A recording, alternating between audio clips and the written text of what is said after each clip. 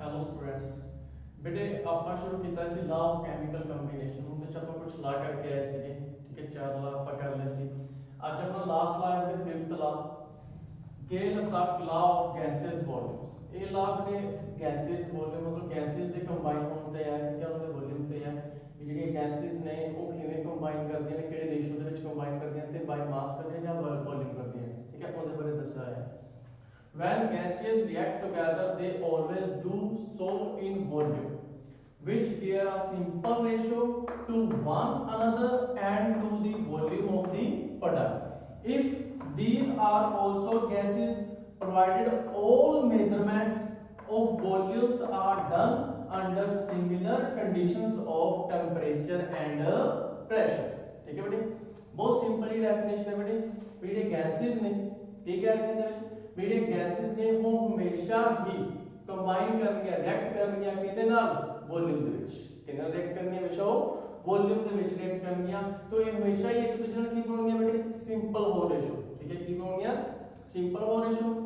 मतलब जिन्हें गैसेस आपस में रिएक्ट कीती आपसे सिंपल हो रेशो ਬਣਾਉਣਗੀਆਂ ਤੇ ਆਪਦੇ ਪ੍ਰੋਡਕਟ ਨਾਲ ਵੀ ਸਿੰਪਲ ਹੋ ਰੇਸ਼ੋ ਬਣਾਉਣਗੀਆਂ ਆਪਦੇ ਪ੍ਰੋਡਕਟ ਨਾਲ ਵੀ ਕੀ ਬਣਾਉਣਗੀਆਂ ਸਿੰਪਲ ਹੋ ਰੇਸ਼ੋ ਠੀਕ ਹੈ ਬੇਟੇ ਜਿਵੇਂ ਕਿ ਆਪਾਂ ਐਗਜ਼ਾਮਪਲ ਲੈ ਕੇ ਕਰ ਲਈਏ ਤਾਂ ਹਾਈਡਰੋਜਨ ਗੈਸ ਹੋ ਗਈ Cl2 ਗੈਸ ਨੂੰ ਹਾਈਡਰੋਜਨ ਦਾ ਇੱਕ ਵੋਲਿਊਮ ਰਿਐਕਟ ਕੀਤਾ ਕਿਹਦੇ ਨਾਲ ਕਲੋਰੀਨ ਦੇ ਇੱਕ ਵੋਲਿਊਮ ਨਾਲ ਠੀਕ ਹੈ ਇਹਨਾਂ ਨੇ ਕੀ ਬਣਾਤੇ 2 ਵੋਲਿਊਮ ਆਫ ਕੀ ਬਣਾਤੇ ਬੇਟੇ 2 volume of HCl 2 volume of HCl ਇਹ ਆਪਸ ਵਿੱਚ ਕੀ ਨੇ ਬੇਟੇ 1:1 ਆਪਸ ਵਿੱਚ ਕੀ ਨੇ 1:1 ਸਿੰਪਲ ਰੇਸ਼ੋ ਹੈ ਤੇ ਰਿਐਕਟੈਂਟ ਆਪਸ ਦੇ ਵਿੱਚ ਵੀ ਸਿੰਪਲ ਰੇਸ਼ੋ ਹੋਣਗੇ ਤੇ ਇਹ ਪ੍ਰੋਡਕਟ ਦੇ ਨਾਲ ਵੀ ਕੀ ਬਣਾਉਣਗੇ ਬੇਟੇ ਸਿੰਪਲ ਰੇਸ਼ੋ ਪ੍ਰੋਡਕਟ ਦੇ ਨਾਲ ਵੀ ਕੀ ਬਣਾਉਣਗੇ ਸਿੰਪਲ ਰੇਸ਼ੋ ਮਤਲਬ 1:1:2 ठीक है बेटे ਜਿਹੜਾ ਇਹ ਲਾ ਹੈ ਗੇਲ-ਲਸਾਕ ਲਾ ਆਫ ਗੈਸਸ ਵੋਲਿਊਮ ਜਿਹੜੀਆਂ ਗੈਸਾਂ ਨੇ ਉਹ ਹਮੇਸ਼ਾ ਰਿਐਕਟ ਕਰਦੀਆਂ ਨੇ ਵੋਲਿਊਮ ਦੇ ਵਿੱਚ ਕਿਹਦੇ ਵਿੱਚ ਰਿਐਕਟ ਕਰਦੀਆਂ ਉਹ ਵੋਲਿਊਮ ਬਾਈ ਮਾਸ ਨਹੀਂ ਹੁੰਦਾ ਵੋਲਿਊਮ ਦੇ ਵਿੱਚ ਰਿਐਕਟ ਕਰਦੀਆਂ ਨੇ ਤੇ ਜਿਹੜੇ ਰਿਐਕਟੈਂਟ ਹੋਣਗੇ ਆਪਸ ਦੇ ਵਿੱਚ ਸਿੰਪਲ ਹੋ ਰੇਸ਼ੋ ਦੇ ਵਿੱਚ ਹੋਣਗੇ ਤਾਂ ਉਹਦੇ ਪ੍ਰੋਡਕਟ ਦੇ ਵੀ ਕੀ ਹੋਣਗੇ ਬੇਟੇ ਸਿੰਪਲ ਹੋ ਰੇਸ਼ੋ ਦੇ ਵਿੱਚ ਇਹ ਇਸ ਦੀ ਡੈਫੀਨੇਸ਼ਨ ਹੈ ਬੇਟੇ ਸਿੰਪਲ ਜਿਹਾ ਲਾ ਹੈ ਜਿਵੇਂ ਪਿੱਛੇ ਆਪਾਂ ਚਾਰ ਲਾ ਕਰਕੇ ਇਸ ਵੀ ਸਿੰਪਲ ਸੀ ਬਿਲਕੁਲ ਵਿਦ ਐਗਜ਼ਾਮਪਲ ਠੀਕ ਹੈ ਫਿਫਥ ਲਾ ਆ ਗਿਆ ਡੈਫੀਨੇਸ਼ਨ ਵਿਦ ਐਗਜ਼ਾਮਪਲ ਠੀਕ ਹੈ ਬੇਟੇ ਇਹ ਤਾਂ ਆਪਣੇ ਕੋਲੇ ਪੰਜ ਲਾ ਹੋ ਗਏ नेक्स्ट ਜਿਹੜਾ ਆਪਣੇ ਕੋਲ ਟੌਪਿਕ ਚੱਲ ਰਿਹਾ ਹੈ ਥਿਓਰੀਟਿਕਲ ਪਾਰਟ ਹੀ ਚੱਲ ਰਿਹਾ ਸਰ ਆਪਣੇ ਕੋਲ ਤੇ ਬਹੁਤ ਸਿੰਪਲ ਪਾਰਟ ਹੈ ਬਹੁਤ ਹੀ ਜ਼ਿਆਦਾ ਸਿੰਪਲ ਹੈ ਆਪਣੇ ਕੋਲ ਨੈਕਸਟ ਆ ਗਿਆ ਬੇਟੇ Dalton atomic theory Dalton's atomic theory ਕੀ ਹੈ ਡਾਲਟਨ ਸਾਇੰਟਿਸਟ ਸੀਗਾ ਉਹਨੇ ਇੱਕ ਥਿਊਰੀ ਦਿੱਤੀ ਸੀ ਐਟਮਸ ਦੇ ਉੱਪਰ ਕੀ ਸੀ ਥਿਊਰੀ ਬੇਟੇ matter is made up of extremely small indivisible particles called atoms ਵੀ ਜਿਹੜੇ ਮੈਟਰ ਨੇ ਉਹ ਬਣੇ ਹੁੰਦੇ ਨੇ ਬਹੁਤ ਹੀ ਛੋਟੇ ਛੋਟੇ ਪਾਰਟੀਕਲਸ ਨਾਲ ਜਿਹੜੇ ਕਿ ਦਿਖਾਈ ਨਹੀਂ ਦਿੰਦੇ ਉਹਨਾਂ ਨੂੰ ਕੀ ਕਹਿੰਦੇ ਨੇ ਬੇਟੇ ਆਪਾਂ ਐਟਮਸ ਠੀਕ ਹੈ ਸੈਕੰਡ ਕੀ ਸੀਗਾ atoms of the same element are identical in all respects ਮਤਲਬ ਕੋਈ ਇੱਕ ਐਲੀਮੈਂਟ ਲੈ ਲਿਆ ਉਹਦੇ ਜਿੰਨੇ ਵੀ ਐਟਮਸ ਹੋਣਗੇ ਸਾਰਿਆਂ ਦੀ ਪ੍ਰੋਪਰਟੀਜ਼ ਕੀ ਹੋਣਗੀਆਂ ਸੇਮ ਜਿਵੇਂ ਕਿ ਹੁਣ ਆਪਾਂ ਗੱਲ ਕਰ ਲਈ ਬੇਟੇ ਹਾਈਡਰੋਜਨ ਇੱਕ ਐਲੀਮੈਂਟ ਹੈ ਆਪਣੇ ਕੋਲੇ ਇਹਦੇ ਜਿੰਨੇ ਵੀ HH ਐਟਮ ਲਾਂਗੇ ਆਪਾਂ ਸਾਰਿਆਂ ਦਾ ਸਾਈਜ਼ ਸ਼ੇਪ ਮਾਸ ਸਾਰਿਆਂ ਦਾ ਕੀ ਹੋਏਗਾ ਸੇਮ ਠੀਕ ਹੈ ਇਹ ਕਿਹਨੇ ਕਿਹਾ ਸੀਗਾ ਡਾਲਟਨ ਨੇ ਠੀਕ ਹੈ atoms of the same element are identical in all respects ਮਤਲਬ ਜੇ ਕਿਸੇ ਵੀ ਇੱਕ ਐਲੀਮੈਂਟ ਦੇ ਆਪਾਂ ਐਟਮ ਲੈਂਦੇ ਆ ਜਿੰਨੇ ਮਰਜ਼ੀ ਐਟਮ ਲੈ ਲਓ ਸਾਰੇ ਐਟਮ ਕੀ ਹੋਣਗੇ ਸੇਮ ਹੋਣਗੇ ਸਾਈਜ਼ ਵੀ ਸੇਮ ਹੋਏਗਾ ਸ਼ੇਪ ਵੀ ਸੇਮ ਹੋਏਗੀ ਤੇ ਮਾਸ ਵੀ ਉਹਨਾਂ ਦਾ ਕੀ ਹੋਏਗਾ ਸੇਮ ਠੀਕ ਹੈ ਜੀ ਥਰਡ ਦਾ ਪੁਆਇੰਟ ਕੀ ਸੀਗਾ atoms of the different element are different size shape and masses मतलब ਜਦੋਂ ਆਪਾਂ different elements ਦੇ ਐਟਮ ਲਾਂਗੇ ਜਿਵੇਂ ਕਿ ਆਪਾਂ ਗੱਲ ਕਰ ਲਈਏ ਹੁਣ ਇੱਥੇ ਆਪਾਂ ਬੇਟੇ ਆਕਸੀਜਨ ਦੇ ਲੈ ਲਏ ਤੇ ਕਿਹਦੇ ਲੈ ਲਏ ਹਾਈਡਰੋਜਨ ਦੇ ਲੈ ਲਏ ਇਹ ਦੋ ਅਲੱਗ-ਅਲੱਗ ਨੇ ਅਲੱਗ-ਅਲੱਗ ਐਲੀਮੈਂਟ ਦੇ ਐਟਮ ਨੇ ਤੇ ਦੋਨਾਂ ਦੇ ਸਾਈਜ਼ ਸ਼ੇਪ ਮਾਸ ਦੇ ਵਿੱਚ ਵੀ ਕੀ ਹੋਏਗੀ ਡਿਫਰੈਂਸ ਹੋਏਗਾ ਠੀਕ ਹੈ ਬੇਟੇ ਇਹ ਪੁਆਇੰਟ ਇਹ ਹੋ ਗਿਆ ਫੋਰਥ ਪੁਆਇੰਟ ਕੀ ਹੈ ਆਪਣੇ ਕੋਲੇ atoms of the same and different elements combine together to form compounds ठीक है बेटे ਜਿਹੜੇ ਐਟਮਸ ਹੋਣਗੇ ਚਾਹੇ ਉਹ ਸੇਮ ਐਲੀਮੈਂਟ ਦੇ ਲੈ ਲਈਏ ਚਾਹੇ ਉਹ ਡਿਫਰੈਂਟ ਐਲੀਮੈਂਟ ਦੇ ਲੈ ਲਈਏ ਉਹ ਕੰਬਾਈਨ ਕਰਕੇ ਹਮੇਸ਼ਾ ਕੀ ਬਣਾਉਣਗੇ ਕੰਪਾਊਂਡਸ ਬਣਾਉਣਗੇ ਜਿਹਨਾਂ ਨੂੰ ਅੱਜਕੱਲ ਮੋਲੀਕਿਊਲ ਵੀ ਕਹਿੰਦੇ ਨੇ ਬੇਟੇ ਆਪਾਂ ਠੀਕ ਹੈ atoms combine to one another in simple whole ratio ਜਿਹੜੇ ਐਟਮਸ ਹੁੰਦੇ ਨੇ ਬੇਟੇ ਉਹ ਇੱਕ ਦੂਜੇ ਨਾਲ ਕੰਬਾਈਨ ਕਰਦੇ ਤੇ ਸਿੰਪਲ ਹੋਲ ਰੇਸ਼ੋ ਦੇ ਵਿੱਚ ਕੰਬਾਈਨ ਕਰਦੇ ਆ ਕਿਹਦੇ ਨਾਲ ਕੰਬਾਈਨ ਕਰਦੇ ਆ ਸਿੰਪਲ ਹੋਲ ਰੇਸ਼ੋ ਦੇ ਵਿੱਚ ਜਿਵੇਂ ਕਿ ਪਿੱਛੇ ਵੀ ਆਪਾਂ ਪੜ੍ਹਦੇ ਆ ਰਹੇ ਹਾਂ ਵੀ ਇੱਕ ਦੂਜੇ ਨਾਲ ਕੰਬਾਈਨ ਕਰਦੇ ਆ ਸਿੰਪਲ ਹੋਲ ਰੇਸ਼ੋ ਦੇ ਵਿੱਚ ਕੰਬਾਈਨ ਕਰਦੇ ਆ Okay, 6th point here beटे atoms of two element may combine in different ratio to form more than one compound जिसे ਆਪਾਂ ਪਿੱਛੇ ਪੜ੍ਹ ਕੇ ਆਏ ਹਾਂ ਵੀ atoms of two element ਇਹ ਅਲੱਗ-ਅਲੱਗ ਰੇਸ਼ੋ ਦੇ ਵਿੱਚ ਕੰਬਾਈਨ ਕਰਕੇ ਇੱਕ ਨਾਲੋਂ ਵੱਧ ਕੰਪਾਊਂਡ ਬਣਾ ਸਕਦੇ, ਜਿਵੇਂ ਕਿ ਕਾਰਬਨ ਤੇ ਆਕਸੀਜਨ ਦਾ ਕਾਰਬਨ ਮੋਨੋਆਕਸਾਈਡ ਬਣ ਸਕਦੀ ਹੈ, CO2 ਕਾਰਬਨ ਡਾਈਆਕਸਾਈਡ। ਠੀਕ ਹੈ ਜੀ, ਦੋ ਅਲੱਗ-ਅਲੱਗ ਐਲੀਮੈਂਟਸ ਦੇ ਐਟਮ ਨੇ ਤੇ ਅਲੱਗ-ਅਲੱਗ ਰੇਸ਼ੋ ਦੇ ਵਿੱਚ ਜੋੜ ਕੇ ਇੱਕ ਨਾਲੋਂ ਵੱਧ ਕੰਪਾਊਂਡ ਬਣਾ ਰਹੇ ਨੇ। ਨੈਕਸਟ ਕੀ ਹੈ, and atom is the smallest particle that takes part in a chemical reaction। मतलब एटम ही एक सब तो छोटा पार्टिकल होता है ਜਿਹੜਾ केमिकल रिएक्शन ਵਿੱਚ ਪਾਰਟਿਸਿਪੇਟ ਕਰਦਾ, मतलब एलिमेंट पार्टिसिपेट नहीं करते, एलिमेंट ਜਿਹੜੇ एटम्स ਹੁੰਦੇ ਨੇ ਉਹ ਪਾਰਟਿਸਿਪੇਟ ਕਰਦੇ ਆ। ਠੀਕ ਹੈ ਬੇਟੇ,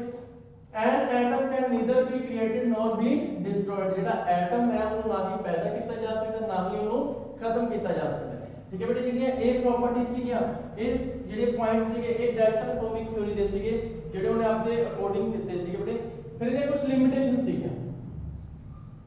limitations of Dalton atomic theory। it could not explain the law of gaseous volume। ਇਹ gaseous volume ਦੇ law ਨੂੰ explain ਨਹੀਂ ਕਰ ਸਕਿਆ ਸੀਗਾ, मतलब ਇਹਨੇ ਬਾਕੀ ਸਾਰੇ law explain ਕਰਤੇ ਸੀ, ਜਿਹੜੇ chemical combination ਦੇ chemical combination ਦੇ ਬਾਕੀ law ਸੀਗੇ ਚਾਰ ਉਹ ਤੇ ਇਹਨੇ explain ਕਰਤੇ ਜਿਹੜੇ ਆਪਾਂ ਪੜ੍ਹ ਕੇ ਆਏ, ਬਟ ਕਿਹਨੂੰ ਨਹੀਂ explain ਕਰ ਸਕਿਆ, ਇਹ ਫੇਲ ਹੋ ਗਿਆ ਸੀਗਾ gaseous volume law ਤੇ। ਠੀਕ ਹੈ ਬੇਟੇ, what is the nature of binding force between atoms and molecules। ਜਿਵੇਂ ਕਿ ਇਹ ਕਾਰਬਨ ਮੋਨੋਆਕਸਾਈਡ ਬਣੀ ਹੈ, ਕਾਰਬਨ ਡਾਈਆਕਸਾਈਡ ਬਣੀ ਹੈ, ਇਹਨਾਂ ਵਿੱਚ ਜਿਹੜੀ ਫੋਰਸ ਹੈ ਜਿਹੜੀ ਇਹਨਾਂ ਦੋਨਾਂ ਨੂੰ ਬਾਈਂਡ ਕਰਕੇ ਰੱਖ ਰਹੀ ਹੈ ਤੇ ਇਹਨਾਂ ਦੋਨਾਂ ਨੂੰ ਜਿਹੜੀ ਬਾਈਂਡ ਕਰਕੇ ਰੱਖ ਰਹੀ ਹੈ ਉਹ ਕਿਹੜੀ ਫੋਰਸ ਹੈ, ਇਹ ਉਹਦੇ ਬਾਰੇ ਕੁਝ ਨਹੀਂ ਦੱਸ ਸਕਿਆ ਸੀ ਵੀ ਕਿਉਂ ਜੁੜੇ ਆ, ਕਿਹੜੀ ਫੋਰਸ ਕਰਕੇ ਜੁੜੇ ਹੋਏ ਆ। it could not explain why atoms of different element have different masses, size, valences etc। मतलब ਇਹ ਨਹੀਂ ਐਕਸਪਲੇਨ ਕਰ ਰਿਹਾ ਸੀਗਾ ਜੀ, ਇਹਨੇ ਇੱਕ ਚੀਜ਼ ਇਹ ਕਹਿ ਸੀਗੀ atom of the different element are different size, shape and masses, but ਇਹ ਕਿਉਂ ਹੁੰਦੇ ਆ ਇਹ ਦੱਸ ਨਹੀਂ ਸਕਿਆ ਸੀਗਾ। ਠੀਕ ਹੈ, it could not explain why atoms of different element have different masses, size, मतलब ਉਹਨਾਂ ਦੀ ਜਿਹੜੀਆਂ ਆਇਡੈਂਟੀਕਲ ਪ੍ਰੋਪਰਟੀਜ਼ ਹੋਣਗੀਆਂ ਉਹ ਸਾਰੀਆਂ ਅਲੱਗ ਹੋਣਗੀਆਂ। ਇਹ ਕੁਝ ਨਹੀਂ ਬੇਟੇ ਲਿਮਿਟੇਸ਼ਨ ਸੀਗੀਆਂ, ਇਹਨੇ ਜਿਹੜੀਆਂ ਲਿਮਿਟੇਸ਼ਨ ਸੀਗੀਆਂ ਇਹ ਦੂਰ ਕੀਤੀਆਂ ਬੇਟੇ modern atomic theory, modified Dalton atomic theory ਜਿਹੜੀ ਸੀ ਆਪਣੇ ਕੋਲ ਮਾਡਰਨ ਐਟੋਮਿਕ ਥਿਉਰੀ। मतलब ਇਸ ਡੈਲਟਨ ਐਟੋਮਿਕ ਥਿਉਰੀ ਦੀ ਜਿਹੜੀਆਂ ਕਮੀਆਂ ਸੀਗੀਆਂ, ਜਿੱਥੇ ਜਿੱਥੇ ਤੇ ਪੁਆਇੰਟ ਦੇ ਵਿੱਚ ਕਮੀ ਲੱਗੀ, ਜਿਵੇਂ ਜਿਵੇਂ ਇਹਦੇ ਵਿੱਚ ਪੁਆਇੰਟ ਦੇ ਵਿੱਚ ਕਮੀ ਲੱਗੀ ਉਹਨੂੰ ਮਾਡਰਨ ਐਟੋਮਿਕ ਥਿਉਰੀ ਨੇ ਆ ਕੇ ਐਕਸਪਲੇਨ ਕੀਤਾ ਤੇ ਉਹਨੇ ਸੁਧਾਰ ਕੀਤਾ। ਠੀਕ ਹੈ ਬੇਟੇ, ਫਸਟ ਕੀ ਹੈ,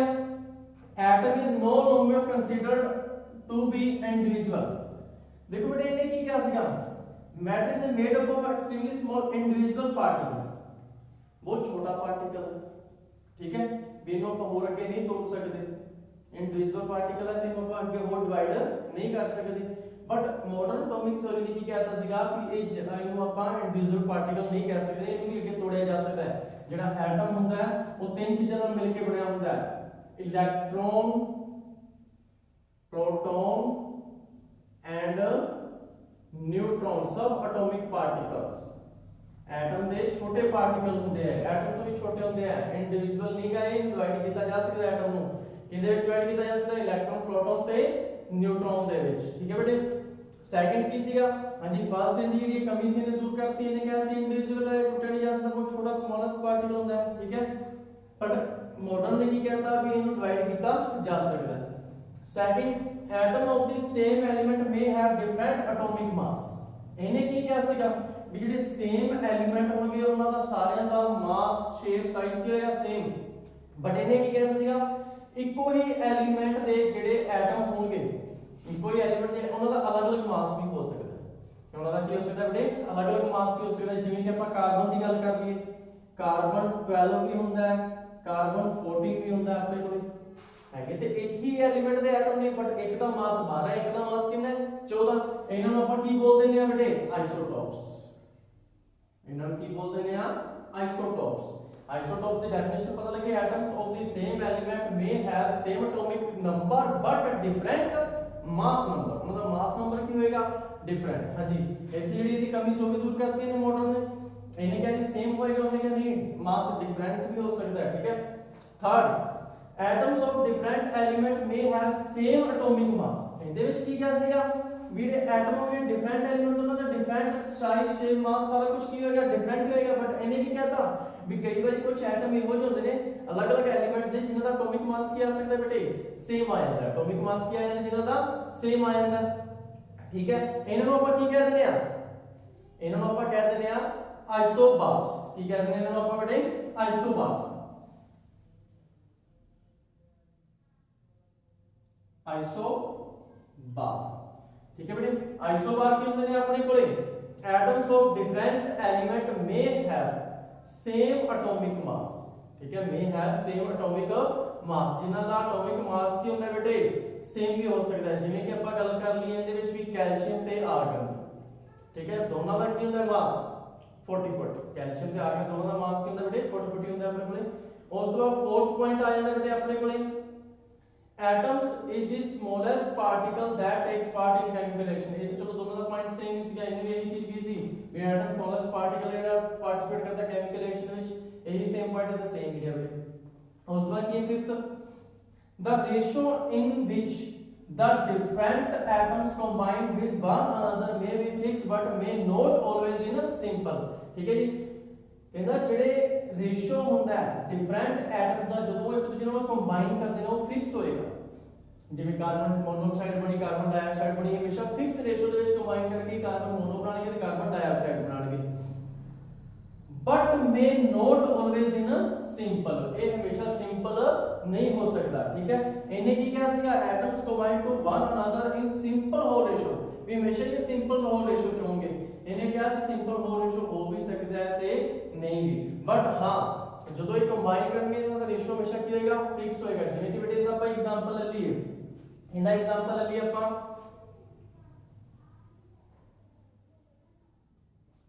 शुगर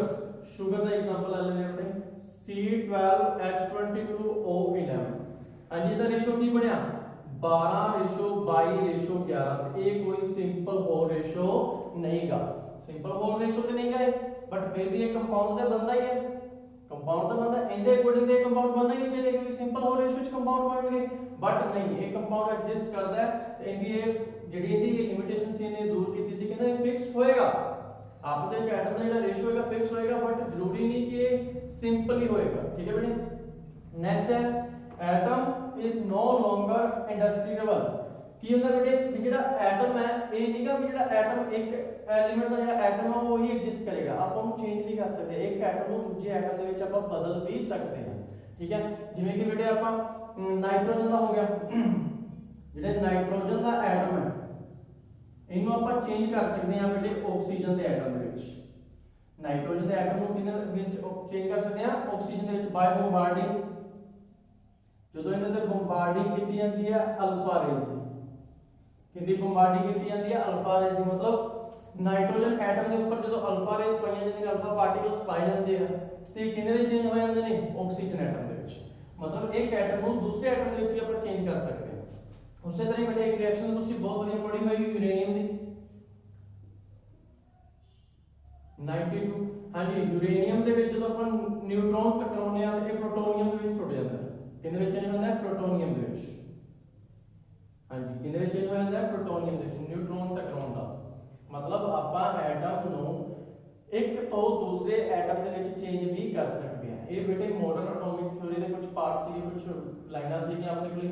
हाँ जी बेटे थ्योरेटिकल पार्ट है, बहुत सिंपल पार्ट है, लाइनें याद रखनी है तुसी समझ के याद करनी है, रट्टे नहीं मारने हैं, एक एक लाइन का तो मीनिंग पता होना चाहिए बेस लाइन का की मीनिंग है, ठीक है बेटे। आई होप तो आज का टॉपिक बढ़िया समझ आ गया होगा। ओके बेटे।